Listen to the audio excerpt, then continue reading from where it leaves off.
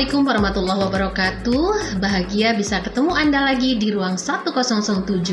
Rama Sinta bersama saya Yanti Larsati. Sekarang kita kembali di gedung DPRD Kota Batam. Nah, hari ini kita tidak bicara perda.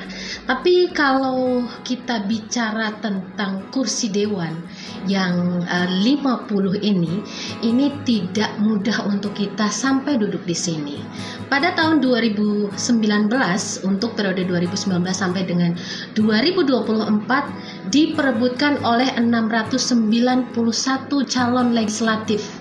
Lalu 50 orang berada di sini untuk menyuarakan atau mewakili keinginan dan juga kepentingan masyarakat Kota Batam.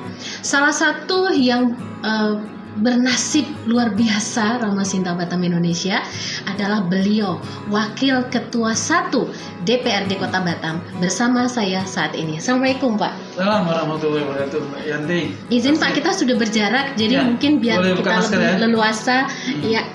Karena hari ini Rama Sinta Batam Indonesia saya ingin ngulik lebih jauh bagaimana perjalanan politik Bapak Muhammad Kamaludin yang tentunya sehari-harinya sangat padat agenda di DPRD Kota Batam.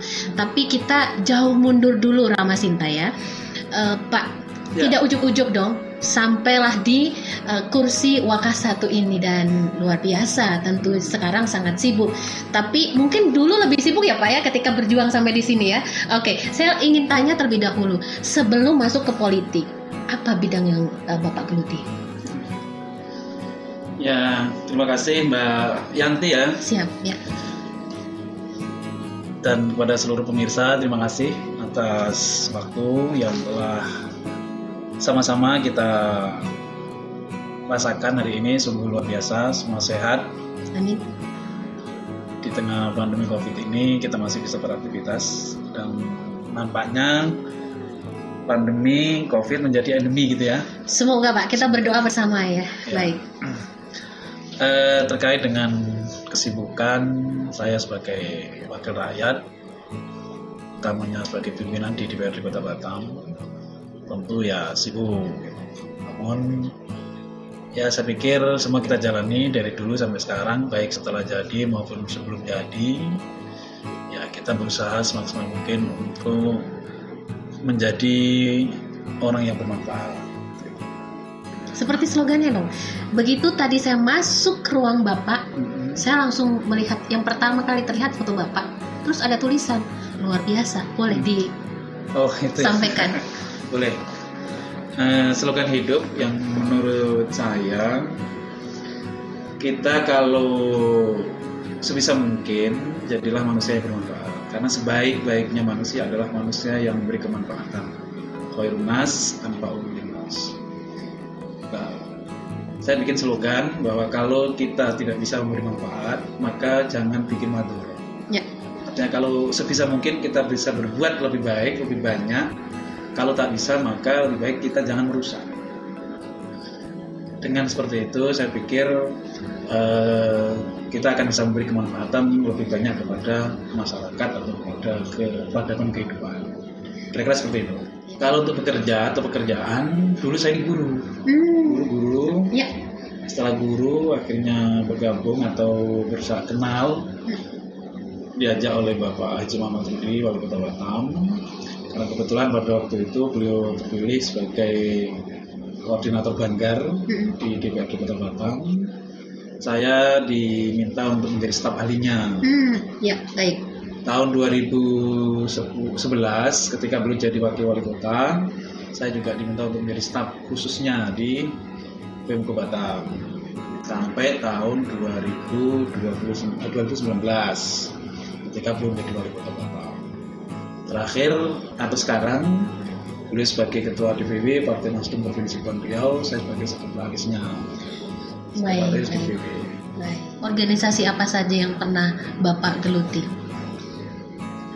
Banyak ya. Kalau OKP saya ada di KNPI. Baik. Terus kalau ormas banyak. Saya di organisasi NU, di Ansor, ada namanya ISNU, Ikatan Sarjana Nahdlatul Ulama. Jadi memang kami lahirkan di keluarga besar Nahdlatul Ulama dan di keluarga pesantren. Jadi organisasi yang paling banyak saya geluti, yang paling banyak saya ikuti adalah organisasi Nahdlatul Ulama atau NU. Masuk ke dunia politik karena keluarga kami ya keluarga yang ikut ke partai politik dari dulu. Terus kalau untuk saya sendiri mulai tahun 2007 ya, karena nyalon ini kan harus dipersiapkan ya. Mungkin pada waktu itu saya belum ada persiapan yang gitu, yang matang. Bisa jadi tahun 2019 adalah persiapan yang saya anggap matang. Saya berpikir tahun 2019 adalah waktunya saya untuk maju. Maju sebagai caleg untuk merebutkan pilihan masyarakat untuk menjadi wakilnya. Kira-kira seperti itu. Dapilnya adalah Nongsa, Sungai Bedok, Bulan Galang. Dapil 3. Ya, Dapil 3 di Kota Batam. Arti dari makna politik itu sendiri itu adalah bagaimana membuat tatanan kehidupan yang baik, memberi kemanfaatan seluas-luasnya kepada masyarakat yang dianalogkan pada sabda Nabi bahwa sebaik-baiknya manusia adalah manusia yang bisa memberi manfaat. Seperti contoh begini, ketika saya belum jadi wakil rakyat, kalaulah saya ingin membantu, tentu dengan kemampuan yang ada. Yang ada di kantong ya Pak ya? Nah, bisa jadi seperti itu. Ada di ATM. Gitu ya. Tapi kalau kita jadi wakil rakyat, kita bisa membantu lebih. Seperti kita bisa mengarahkan program pemerintah yang pro dengan rakyat, yang mengarah pada perbaikan. Kira-kira dengan seperti itu berarti dengan keberadaan kita menjadi wakil rakyat ini bisa memberi manfaat lebih banyak. Kita bisa mengalokasikan anggaran untuk dana hibah, masjid bisa terbantu, mushola bisa terbantu, tempat ibadah bisa terbantu. Terus kita juga bisa membantu RT RW untuk membangun fasumnya menjadi gedung serbaguna, menjadi aula. Kita bisa memperhatikan bagaimana aspirasi-aspirasi masyarakat agar di perumahannya, di kampungnya tidak terjadi banjir. Nah, kita bisa mengusulkan, menganggarkan bantuan untuk bangunan drainase, perbaikan jalan, dan lain-lain. Itu artinya kan apa yang kita perbuat akan bisa memberi manfaat lebih luas, lebih banyak kepada masyarakat luas. Kira-kira seperti itu. Oke, baik. Lalu Pak, 2019 kemudian berhasillah duduk di DPRD Kota Batam. Didapuk lagi oleh partai. Ya, lambang partainya ada di belakang ya. Ya, baik. Didapuk menjadi Wakasatu, diberikan tentu ini kepercayaan partai untuk seorang bapak ya, menjadi Wakasatu di DPRD Kota Batam. Betul. Apa yang berubah? Apa tanggung jawab seperti apa yang menurut bapak harus bapak pikul? Ya, tentu kalau secara kebiasaan atau rutinitas tentu banyak berubah karena tanggung jawab yang saya emban lebih banyak, lebih berat. Dulu tidak jadi apa-apa, sekarang jadi unsur pimpinan di DPRD Kota Batam. Saya memaknai bahwa karena ini amanah dari partai politik yaitu Nasdem kepada saya untuk diamanai sebagai wakil pimpinan, wakil ketua 1 di DPRD Kota Batam ini, ya, sebisa mungkin, semampu mungkin amanah ini saya jalankan dengan baik, penuh dengan tanggung jawab, dan selalu bikin laporan, selalu lakukan koordinasi dengan para pengambil keputusan di partai, sehingga amanah ini bisa saya jalankan sampai setengah periode. Sudah setengah ya Pak ya? Sudah setengah. Pas periode. Kita di setengah periode. Baik. Semoga periode berikutnya yang masih setengah lagi sampai tahun 2024, amanah ini masih tetap bisa saya lakukan, amanah ini masih bisa saya pertanggungjawabkan dengan baik. Karena tentu saya paham akan konsekuensi ketika saya diamanai sebagai unsur pimpinan di DPRD Kota Batam. Banyak kegiatan yang harus menjadi pertanggungjawaban bagi saya, akan agenda-agenda yang harus kami sukseskan di DPRD Kota Batam dalam rangka menjalankan tupoksi kita. Kira-kira seperti itu. Di Batam ini apa yang mungkin Bapak punya catatan seperti yang tadi Bapak sampaikan, sering mencatat hal-hal yang berkaitan dengan kedinasan gitu dan kewajiban selama ini. Masalah-masalah apa yang paling krusial atau paling mendapatkan perhatian? Ya semua diperhatikan ya oleh DPRD Kota Batam. Tapi apa yang digarisbawahi? Pendidikan kah? Kesehatan kah? Tenaga kerja? Atau investasi dan lain sebagainya?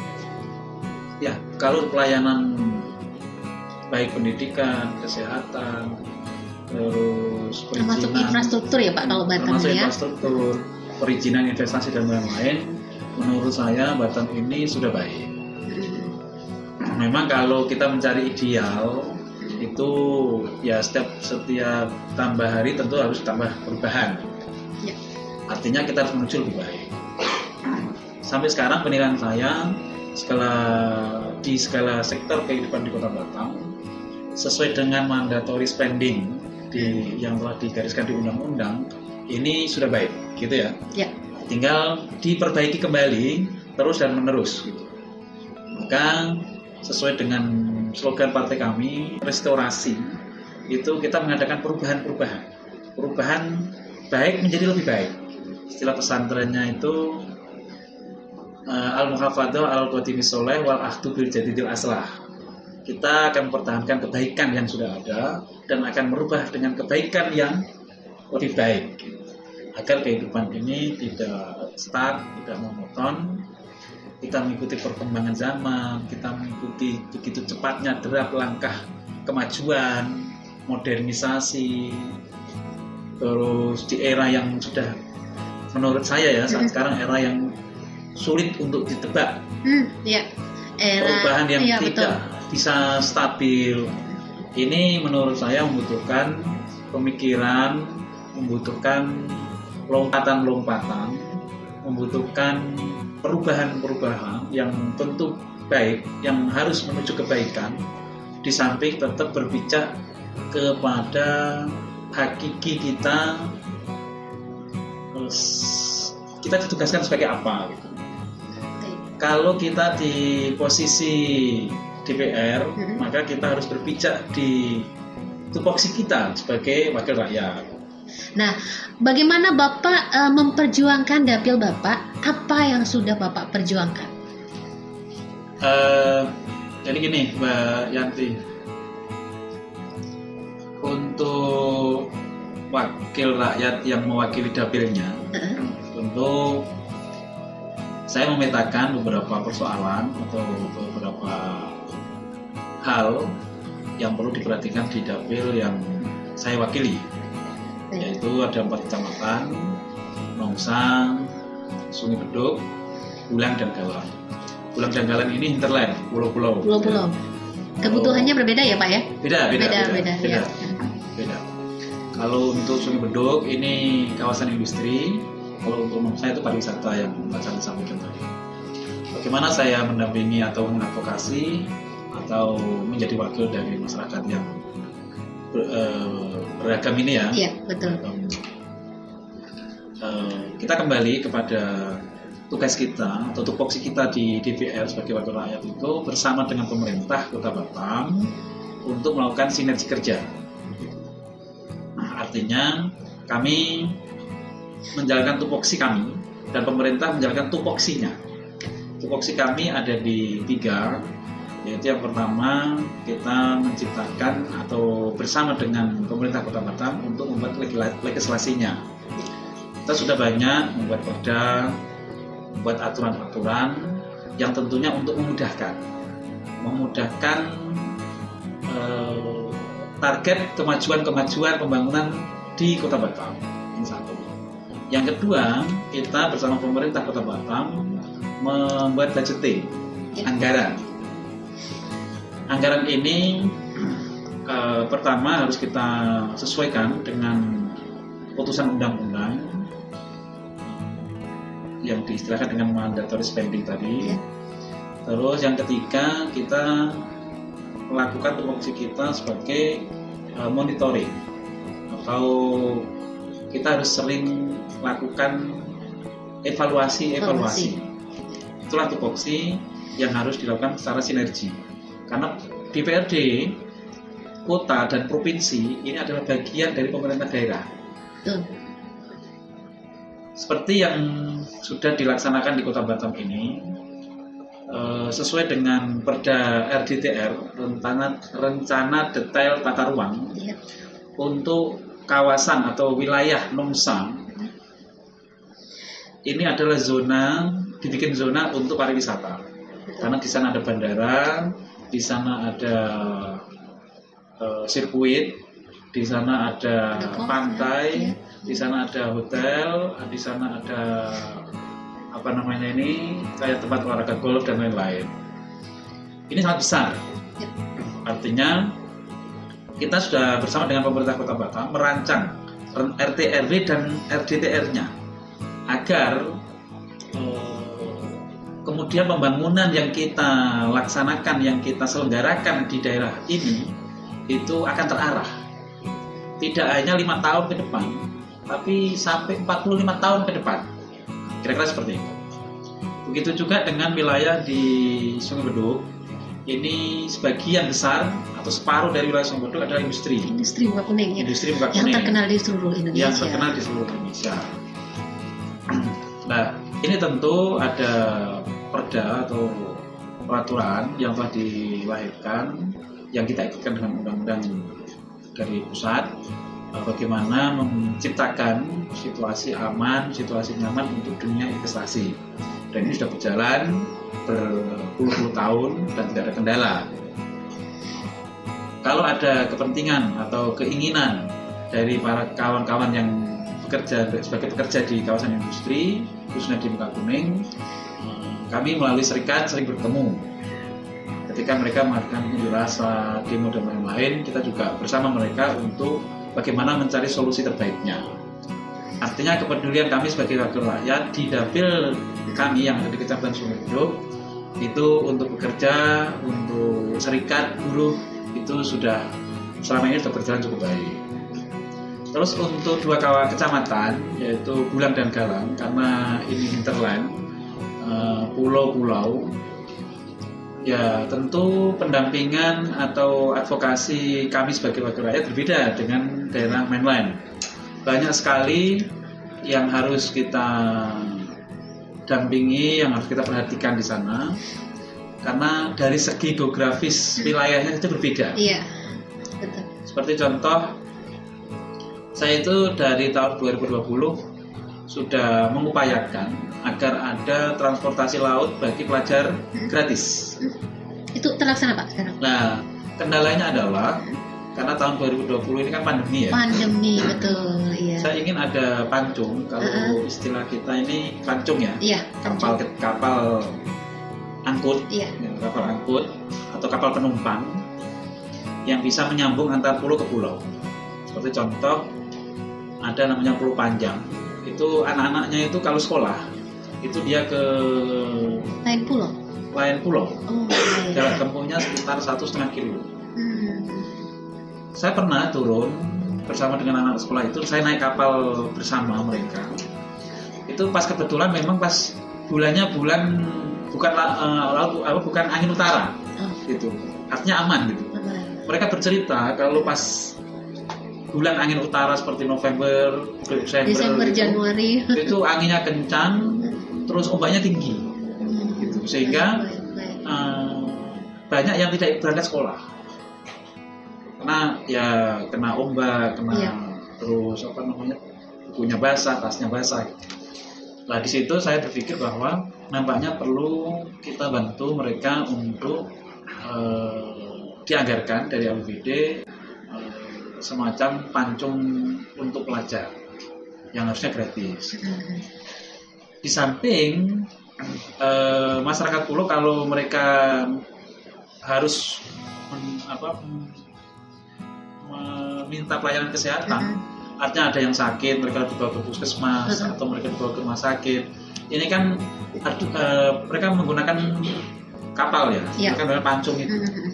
saya akhirnya berpikir bahwa untuk pancung pelajar gratis itu kita bisa barengkan dengan untuk pelayanan kesehatan gratis juga bagi masyarakat. Namun sampai sekarang belum, karena memang melihat kondisi keuangan daerah pandemi COVID-19 ini, kita di Kota Batam tentu sangat terpukul. Ya, adik kita tidak bisa naik, bahkan turun. Maka ya untuk sementara waktu usulan ini, aspirasi ini belum bisa kita wujudkan.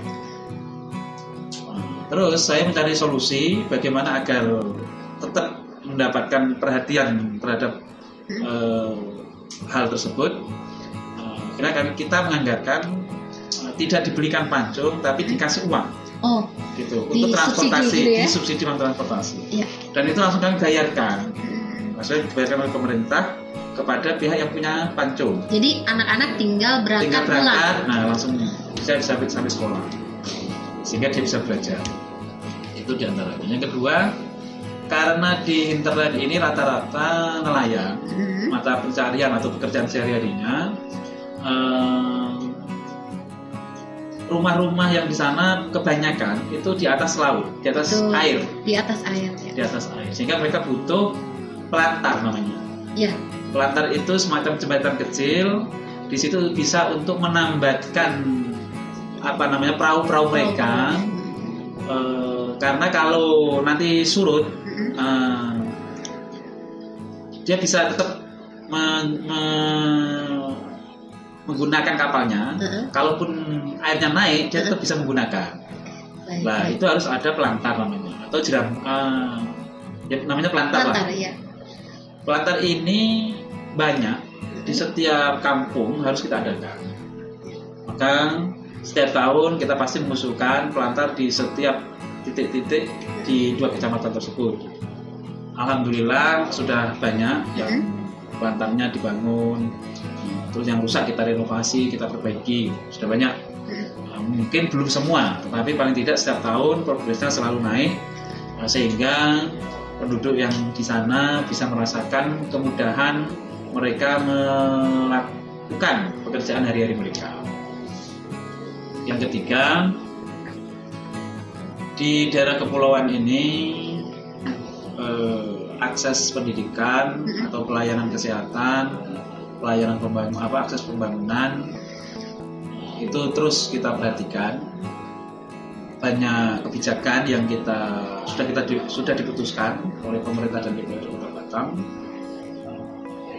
terkait dengan pembangunan infrastruktur, itu sama dengan mainland. Ya. Kalau mainland dapat 1 miliar, hinterland juga dapat 1 miliar per kelurahan. Kalau mainland kelurahan kota itu dapat 2 miliar, di pulau juga dapat 2 miliar. Artinya kita samakan. Untuk di Kecamatan Bulang, itu kemarin saya sudah bertemu, saya kumpulkan tokoh masyarakat bersama lurah, camat,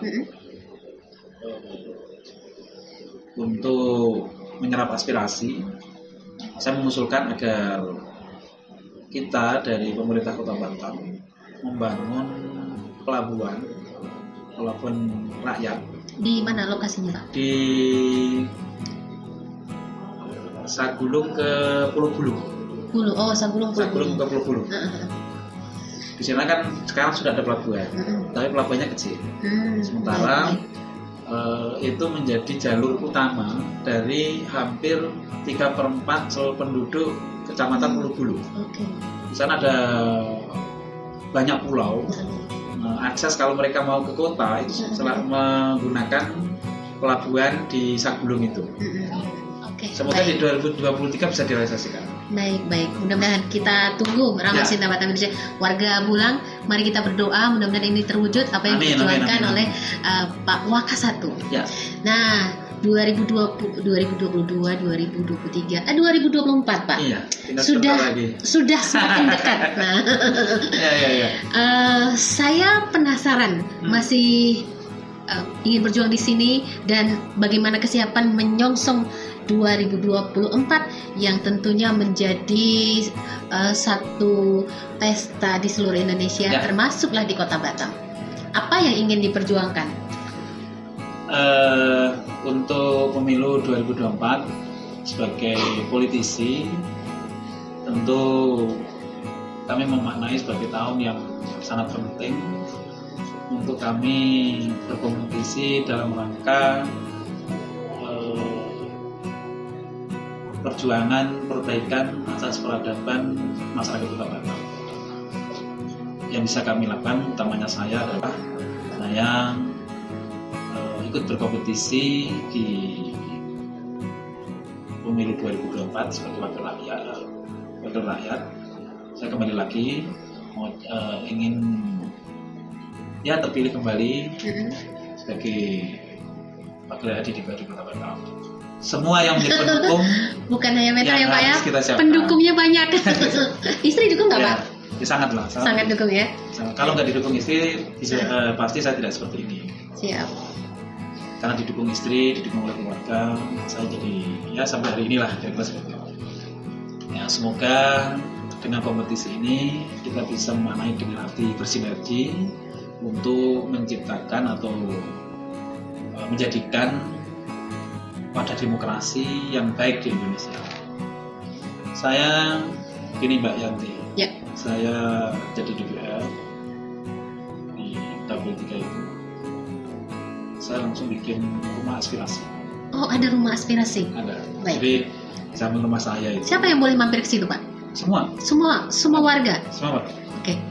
Itu saya bikin kayak semacam aula gitu. Saya buat rumah aspirasi. Baik. Tujuan saya agar masyarakat itu dengan mudah bisa mengakses saya sebagai wakil rakyat. Jadi masyarakat bisa datang ngopi bareng dengan Bapak? Bisa. Judulnya di situ Rumah Aspirasi Ngopi Bareng Mas Kamal. Oh, baik, siap. Kita yang belum nih Rama Sinta ya. Kami undang, silakan untuk hadir ke rumah. Baik. Dengan membuat rumah aspirasi ini agar tidak ada jarak antara saya dengan masyarakat yang saya wakili dan mereka masyarakat yang saya wakili dengan mudah menyampaikan aspirasinya. Ketika sudah disampaikan aspirasi, saya tampung. Ini kan memudahkan kita untuk berusaha memperjuangkan dan mewujudkannya. Kira-kira seperti itu. Dan rumah aspirasi ini tentu menjadi tempat yang memudahkan saya juga masyarakat untuk membuat usulan-usulan atau perencanaan-perencanaan. Selama 2,5 tahun berjalan, ketika saya di rumah pasti banyak tokoh-tokoh masyarakat yang datang. Mereka menyampaikan ini, itu, persoalan, macam-macam, proposal, dan lain-lain lah. Iya. Dan sengaja saya buka siapa saja tanpa pandang bulu, silahkan kalau mau menemui saya, mengakses wakil rakyatnya, saya memposisikan diri sebagai wakilnya. Gitu. Bahkan tidak hanya masyarakat yang di dapil saya. Oh, dapil lain pun banyak yang datang ya. Ya, karena labelnya Waka1 Pak. Bisa jadi seperti itu. Iya, baik. Nah, itulah yang saya maksud dengan khairunas anfa'uhum linnas tadi. Ya. Sebisa mungkin kita memberi kemanfaatan lah, bisa memberi kemanfaatan yang lebih luas kepada masyarakat. Itu niatnya, itu tujuannya. Kira-kira itu. Baik, luar biasa ya. Panjang lebar kita sudah berbincang dengan beliau. Akan terus berjuang di tahun 2024 sampai ketemu untuk apakah masih dapil yang sama kira-kira? Insya Allah masih di dapil yang sama. Kalau tahun kemarin saya bisa mengumpulkan suara 5.130. 5.130. Itu bukan hal yang mudah, Bu. Ya. Asli itu Rama Sinta. Semoga tahun depan bisa nambah. Amin ya. Baik, agar tadi rumah aspirasi tetap bisa menyapa Anda, kemudian juga beberapa hal yang tadi ingin diwujudkan, baik itu untuk Nongsa, kemudian Sungai Beduk ya dengan industrinya, Bulang Galang, termasuk tadi kita juga berdoa mudah-mudahan harapan ataupun juga perjuangan beliau untuk mewujudkan sentra industri sentra ekonomi terutama untuk masyarakat yang ada di Bulang itu bisa terwujud. Terima kasih banyak Bapak. Ya, terima kasih. Terima kasih. Dan Rama Sinta, mudah-mudahan bincang-bincang kita kali ini memberikan inspirasi untuk Anda, baik yang akan berjuang di tahun 2024 ataupun Anda sebagai masyarakat yang bisa lebih dekat dengan wakil rakyatnya. Saya Sati, ya, siap. Nanti untuk kalau ada waktu khusus kita undang Rama Sinta untuk ke rumah aspirasi saya. Siap. Oke, baik. Ya. Rama Sinta Batam Indonesia, sekali lagi terima kasih. Sampai ketemu di bincang-bincang berikutnya dari gedung DPRD Kota Batam di ruang 1007 ataupun di frekuensi 100,7 Batam FM. Saya Yanti Larsati bersama kru. Terima kasih. Wassalamualaikum warahmatullahi wabarakatuh. Waalaikumsalam warahmatullahi wabarakatuh.